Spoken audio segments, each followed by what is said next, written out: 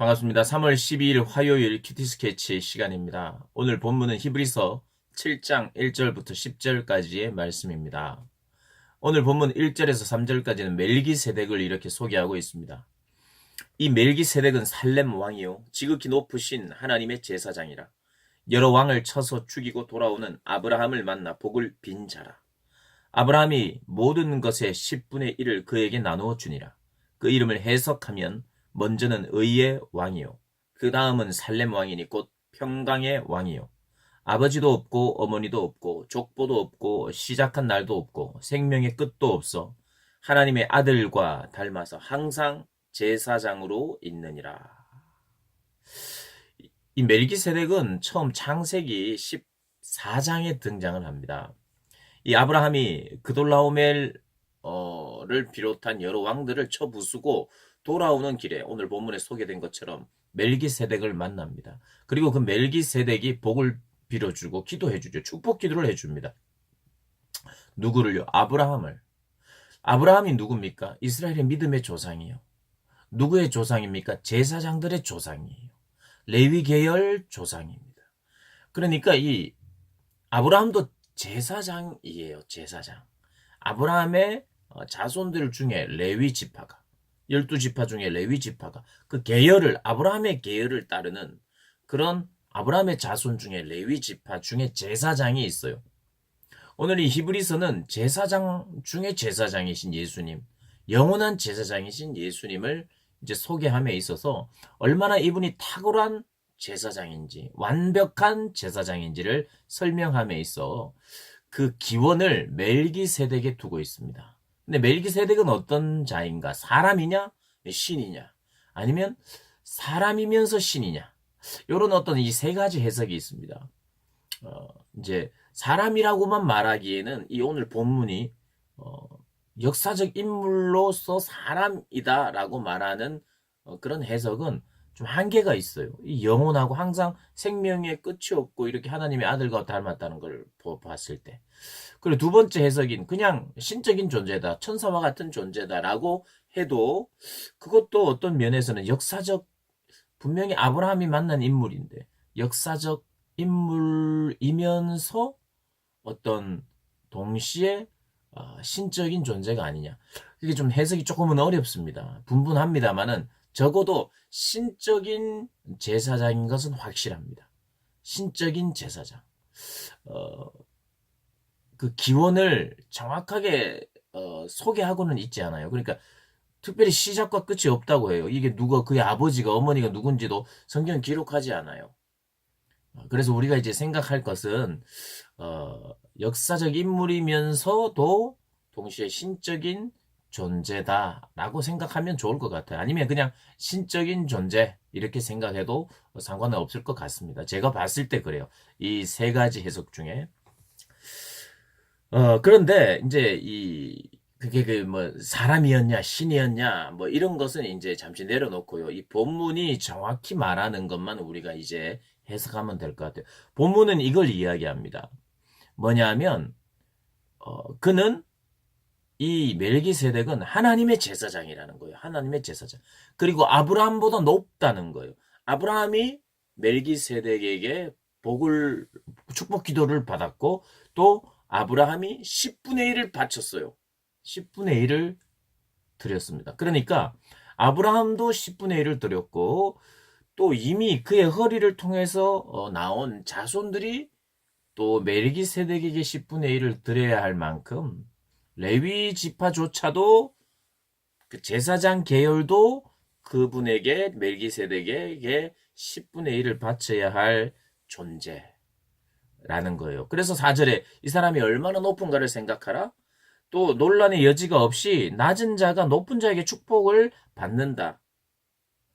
낮은 자가 축복을 높은 자에게 받는다는 거죠. 높은 자에게. 이 멜기세덱이 높은 분이라는 거예요. 이제 보통 레위 지파에서 제사장이 나와야 돼요. 근데 우리 예수님이 레위 지파가 아니에요. 예수님은 유다 지파입니다. 유다. 그러니까 왕의 계보 속에 있는 지파예요. 그 레위 지파 계열이 아닌 분인데 이분을 제사장으로 우리가 인정을 하는 것이 맞나라고 생각하는 것에 대해서 멜기세덱 역시도 레위 지파가 아니고 오히려 그 멜기세덱의 반차 하나님의 제사장 이 라인은 어쩌면 이 그 어떤 족보에 매이지 않는 하나님이 임명하신 제사장 그리고 살렘 왕, 의의 왕, 평강의 왕이라고 했잖아요. 왕이면서 제사장적인 역할을 하는 사람이다. 그래서 왕의 계보, 유다의 계보, 유다 지파의 다윗이 있었고요. 유다 지파가 이 왕위를 이었습니다. 그 왕으로 태어나신 분.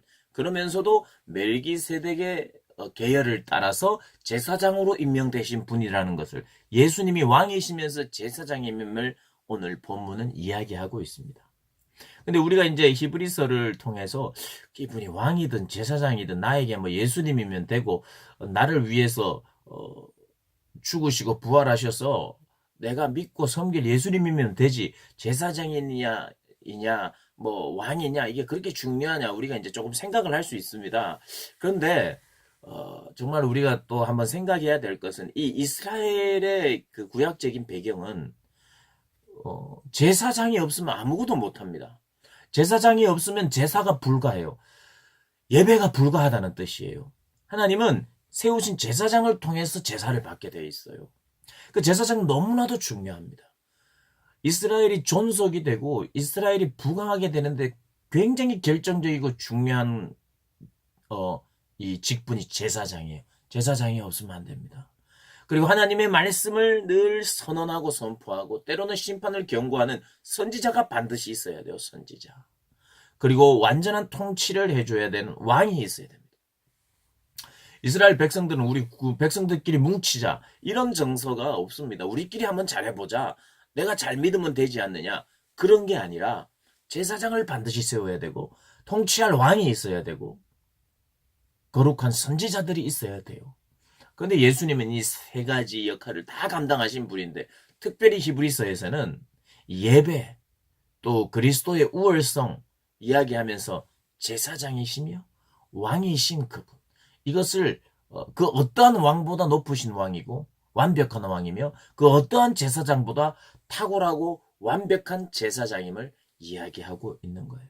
그럼 예수님 없이는 우리는 아무것도 할 수 없고 아무것도 아닌 존재인 것을 우리도 이 본문을 통해서 다시 한번 생각해야 됩니다. 오늘 이 본문은 유대교로 다시 회귀하려고 하는 개종한 유대인들, 그러니까 유대교에서 개종한 기독교인들이 다시 유대교로 돌아가려고 하는 이들에게 예수 그리스도의 왕이시면서 제사장이신 그 예수님을 또 증거하고 또 선포하는, 설명하는, 설교하는 내용입니다. 우리도 그 예수님이 왕이시면서 제사장이라는 것을 자꾸 기억하셔야 돼요.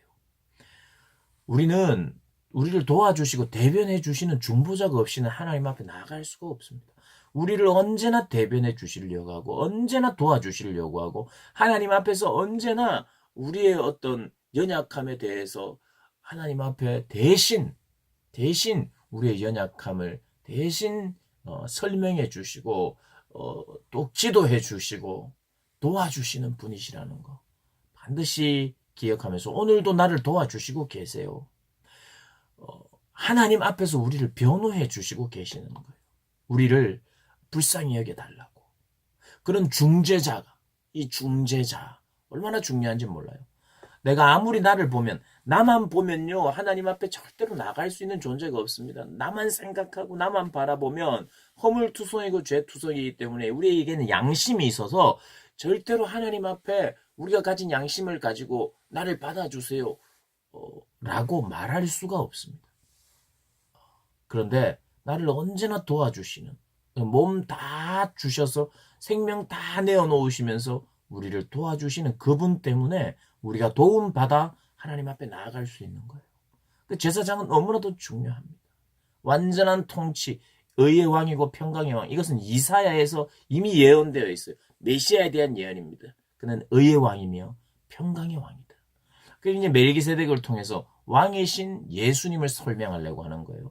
멜기세덱을 통해서 하나님의 제사장인 영원한 제사장을 소개하려고 하는 거예요. 누가? 그리스도가, 예수가 그 멜기세덱의 반차, 멜기세덱의 계열에서 난 왕의 계보를 잇고 또한 제사장의 계보를 잇는 그 분이심을, 그 탁월한 분이심을 설명하고 있습니다. 그 탁월하신 주님을 오늘도 바라보고 묵상하고 승리하시는 한 날 되시기를 주님의 이름으로 축복합니다.